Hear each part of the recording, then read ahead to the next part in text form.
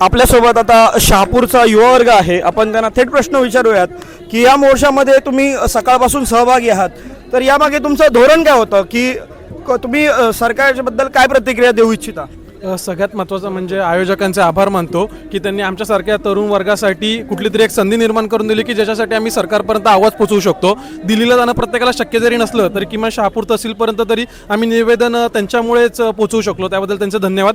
पण दुसरी गोष्ट अशी म्हणजे सध्या जी काही परिस्थिती चालू आहे, मग ती केंद्रातली असू दे किंवा राज्यातली असू दे, प्रत्येक ठिकाणी एज्युकेशन सिस्टीममध्ये प्रचंड प्रमाणात घोटाळे होत आहेत. तलाठीच्या एक्झाम्स या आता आधी प्रायव्हेट कंपनीकडे होत्या, TCS कडे, आता भले MPSCने घेतल्या असतील, तर त्याच्याबद्दल पोरांमध्ये अजून कुठल्याही प्रकारची क्लॅरिटी नाही आहे की ती परीक्षा कशी होणार आहे, काय होणार आहे, सिलेबस कसा असणार आहे. तर पोरांनी एकंदरीत अभ्यास सुरू करायचा कधी. त्याच्यात नेट पेपर फुटीचा जर विषय झाला तर जेवढ्या जागा आहेत त्याच्यापेक्षा 10-15 पटीने जर पोरांचे फॉर्म येत आहेत, तर प्रत्येकाला ती कनेक्टिव्हिटी इझी अवेलेबल होत नाही, सीट्स भेटत नाहीत. त्याच्यासाठी सुद्धा कुठलं तरी एक काय म्हणतो ती सोल्युशन काढणं गरजेचं आहे. आता हे सरकार आधीच्या सरकारच्या चुका काढतंय, आधी सरकार आता यांच्या चुका काढतंय, पण नुकसान त्यामध्ये आमच्यासारख्या तरुण पोरांचं होतंय. आणि त्याच्यामध्ये प्रत्येक गोष्ट ही खूप जास्त मॅटर करते की आधीच्या सरकारने ज्या चुका केलेल्या आहेत त्यांना कंटाळून जर आम्ही आता तुम्हाला निवडून दिलेलं आहे तर तुम्ही सुद्धा त्याच चुका करायच्या का? आता हे जर अगदीच कालची जर तुम्ही घटना बघितली, राहुलजी गांधींना ज्या प्रकारे विरोधी पक्ष नेत्याला, देशाच्या विरोधी पक्षाला ज्या प्रकारे उचलून तुम्ही नेताय, त्या प्रकारे मग आमच्यासारख्या सामान्य विद्यार्थ्यांची काय तर मग आमच्यासारख्या मुलांनी आवाज कोणाकडे मागायचा, न्याय कोणाकडे मागायचा? पहा, आपण बघू शकता की विद्यार्थ्यांच्या मनामध्ये असलेला आक्रोश ते व्यक्त करत आहेत.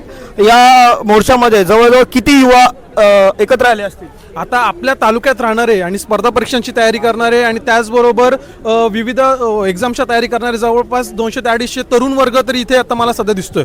आणि ज्या हिशोबाने एका रात्रीत त्या आयोजकांनी मोर्चाचं आयोजन केलं त्या हिशोबाने नक्कीच हा मोर्चा आणि हे निवेदन यशस्वी झालं असं म्हणता येईल.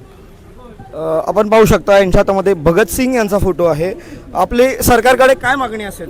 सरकारकडे आमची हीच मागणी आहे का त्यांनी शिक्षण मंत्र्यांचा राजीनामा घ्यावा, जेणेकरून आता ज्या प्रकारे विद्यार्थ्यांनी मेहनत करून दिवस रात्र मेहनत करून त्यांच्या आईवडिलांनी सुद्धा त्या मेहनत करून जे परीक्षेसाठी तयार झाले आणि त्यावेळेला अशा प्रकारचे पेपर फुटत आहेत, त्यांनी करायचं काय?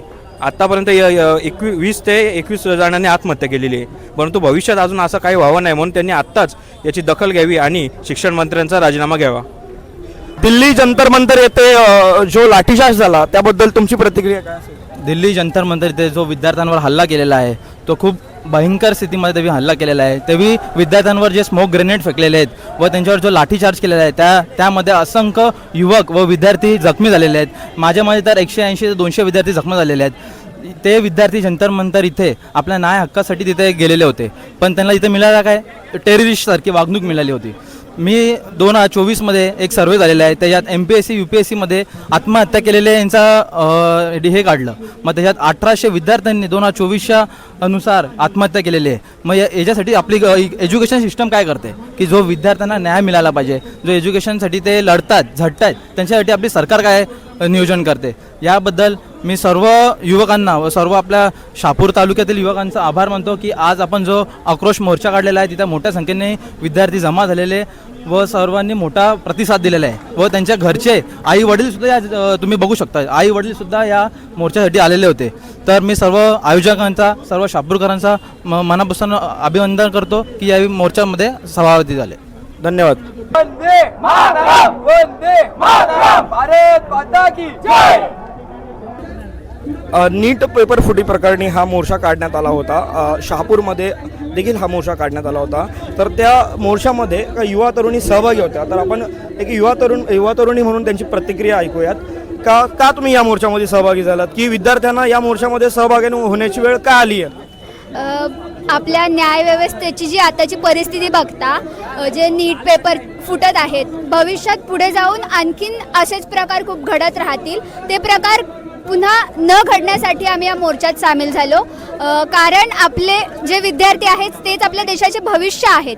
पण जर आताची परिस्थिती बघता जे पेपर वगैरे फुटत आहेत त्यानुसार त्यांचे भविष्य पूर्ण उद्ध्वस्त होत आहे आणि त्याला जबाबदार ही शासकीय व्यवस्था आहे. धन्यवाद.